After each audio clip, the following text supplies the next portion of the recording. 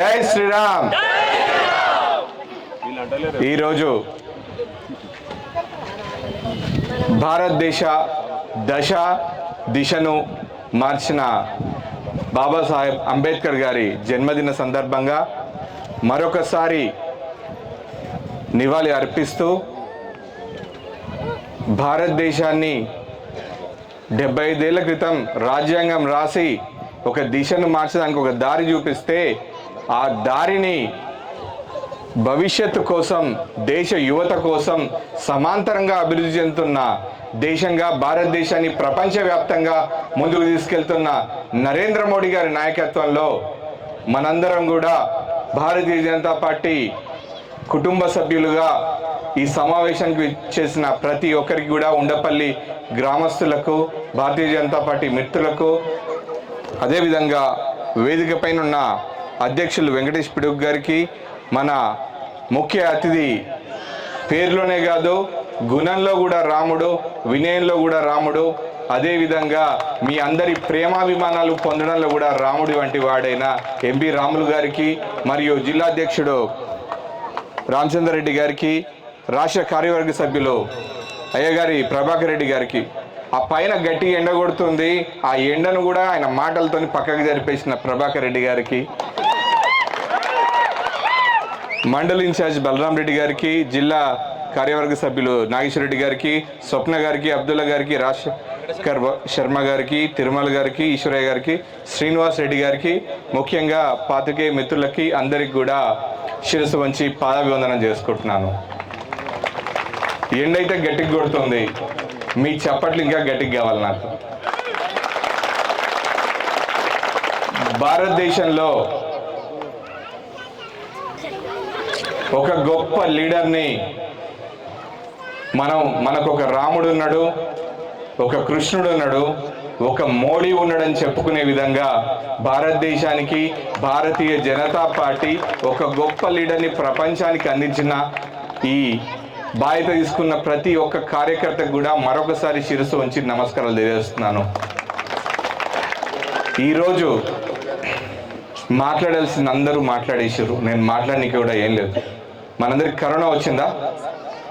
వచ్చిందా? ఎవరికైనా కరోనా వచ్చిన చేతులు ఎప్పటి? మీకు తెలిసిన వాళ్ళకి కరోనా వచ్చిందా? పోనీ మీకు తెలిసిన వాళ్ళకి, మీ అందరికీ ఇంజెక్షన్ ఇచ్చిరా? అందరికి ఇచ్చినారా అమ్మా? అవ్వ ఇచ్చినారా? నీకు ఎన్ని పైసలు తీసుకున్నారు? ఏమన్నా తీసుకున్నారా అమ్మా?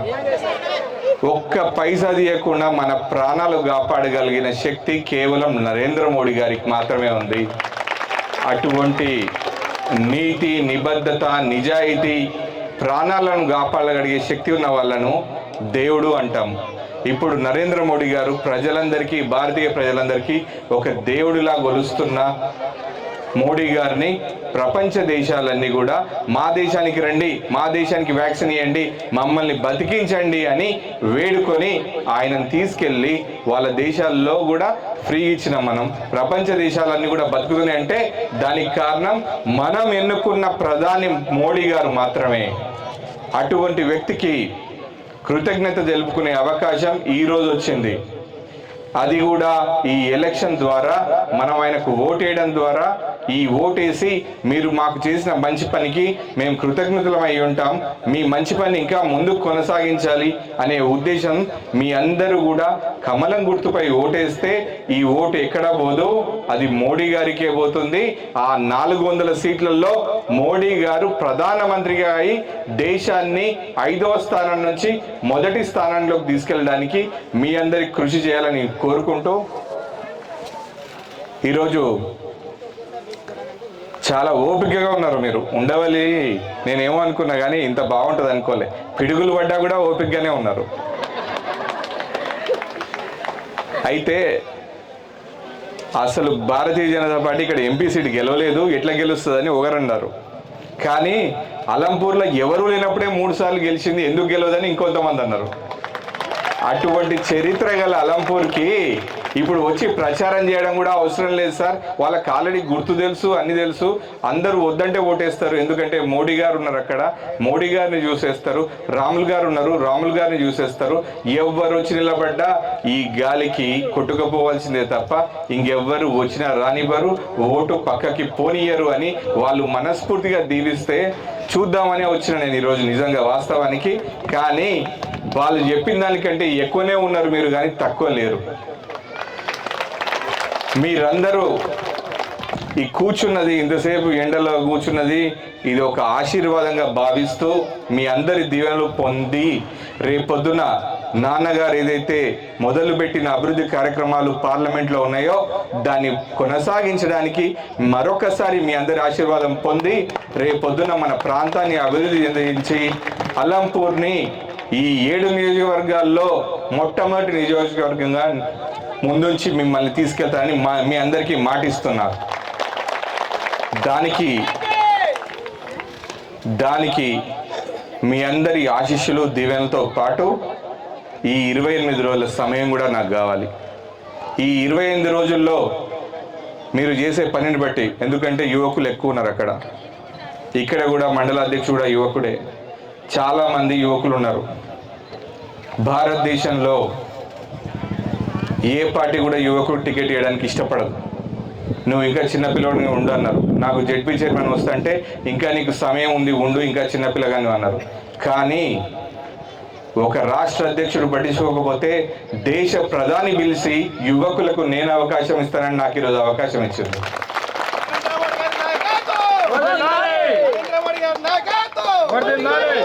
కాబట్టి ఇది నా బాధ్యత కాదు, యువకులందరి బాధ్యత.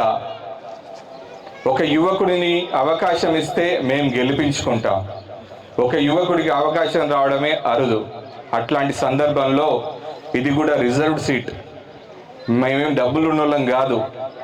కేవలం నాన్న మంచితనం, ఆయన చేసిన పని వల్ల గుర్తింపు పొందిన కుటుంబం. నేను ఒక జెడ్పీటీసీగా కల్వకుర్తిలో పనిచేస్తున్నా. 2 సార్లు జెడ్పీ చైర్మన్ అవకాశం ఉన్నా చిన్నపిల్లగాడు, యువకుడు అని వేరే వేరే కారణాలతో నన్ను అడ్డుపడి రానియకుండా చేశారు. కానీ ఒక సీఎంను గెలవాలనుకుంటే కుదరని పరిస్థితి నుంచి ప్రధానమంత్రి గారు నరేంద్ర మోడీ గారు వచ్చి నాగర్ కర్నూలు సభలో నన్ను పక్కన కూర్చోబెట్టుకొని నువ్వు నాగర్ కర్నూలు గెలిచిరా, నాగర్ కర్నూలు నేను అభివృద్ధి చేస్తా అని అభయం ఇచ్చారు. ఆ రోజు ఆ అభయాన్ని ఆ శ్రీరాముడు ఈ ఆంజనేయునికి ఇచ్చిన అభయంగా భావిస్తూ మీ అందరికీ శిరస్సు వంచి మరొకసారి వేడుకుంటున్నాను. ఈ 7 నియోజకవర్గాల్లో మరొకసారి చెప్తున్నాను, ఈ 7 నియోజకవర్గాల్లో అత్యధిక మెజారిటీ అలంపూర్ నుంచే రావాలి. అది కూడా ఉండవల్లి నుంచే కావాలి. అది మనం మోడీకి ఇచ్చే ఈ చప్పట్లు ఆయనకి వినపడవు, కానీ మనం వేసే ఓట్లు ఆయన దగ్గరికి వెళ్తాయి, ఆయనకు కనపడతాయి. మీ దాంట్లో, మీ గ్రామంలో, మీ ఉండవల్లి మండలంలో అత్యధిక ఓట్లు వేయించిన వాళ్ళని మోడీ గారిని కల్పిస్తాను. మీరు ఎంత ప్రయత్నం చేస్తారో, ఎంత కష్టపడతారో, ఎంత ప్రేమతో పనిచేస్తారో మీ ఇష్టం. మీరు ఎవరైతే ఉండవల్లి మండలం నుంచి అత్యధిక మెజారిటీ తీసుకొస్తారో వారిని మోడీ గారితో కల్పించే ప్రయత్నం ఖచ్చితంగా చేస్తాను, కల్పిస్తానని సభాముఖంగా మీ అందరి ముందు మాటిస్తున్నాను. మనకు ఒక అవకాశం ఇచ్చినప్పుడు ఆ అవకాశాన్ని ఉపయోగించుకొని దాన్ని అద్భుతంగా మార్చుకునే శక్తి కొంతమందికే ఉంటుంది. ఆ శక్తి యుగ పురుషుడైన మోడీ గారికి ఉండింది. అదే శక్తిని మన యువత, స్వామి వివేకానంద గారు చెప్పిన ఈ యువత తలుచుకుంటే దేశం మారుతుందన్నారు. కాబట్టి ఆ తలుచుకునే యువత ఇక్కడే ఉన్నారు. మీ వల్లనే రేపు దేశం మారబోతుంది. పార్లమెంట్, అభివృద్ధి చెందిన పార్లమెంట్లలో ఇంకా వెనకబడిన ప్రాంతం కాదు, అభివృద్ధి చెందిన నాగర్ కర్నూలు అని పిలిపించుకోవాలని నేను అనుకుంటున్నాను. ఎంతమంది నాతో పాటు సిద్ధంగా ఉన్నారు? మీరందరి కోసం, మీరందరి వల్లనే రేపు పొద్దున జరిగే మీ ఓటేసే ప్రతి ఒక్కరి వల్లనే ఈ ప్రాంతం అభివృద్ధి చెందుతుంది. ఈ ప్రాంతం మునుపెన్నడూ లేని విధంగా ముందుకు తీసుకెళ్తారు. ఈ ప్రాంతంలో మీరందరూ సుఖంగా, సంతోషంగా ఉండాలంటే, ఎవరు బాంబు లేకుండా, ఎవరు ఇబ్బంది పెట్టకుండా ఉండాలంటే మరొకసారి నరేంద్ర మోడీ గారే కావాలి. మీ అందరికీ తెలుసు నరేంద్ర మోడీ గారు ఏమన్నారు, ఈ 10 ఏళ్ళు చూపించింది ట్రైలర్ మాత్రమే, సినిమా ఇంకా ముందుందని. ఇప్పుడు ఆ సినిమాలో నేనుంటాను, నేను కూడా ఆయనతో ఉంటాను. మన అలంపూర్కి కావాల్సిన సమస్యలను ఆయన ముందు పరిష్కరించమని వేడుకుంటాను. ఆయన అడిగిందే తడువుగా ఇస్తాడు, మన ప్రాంతాన్ని అభివృద్ధి చెందేలా చూస్తాడు.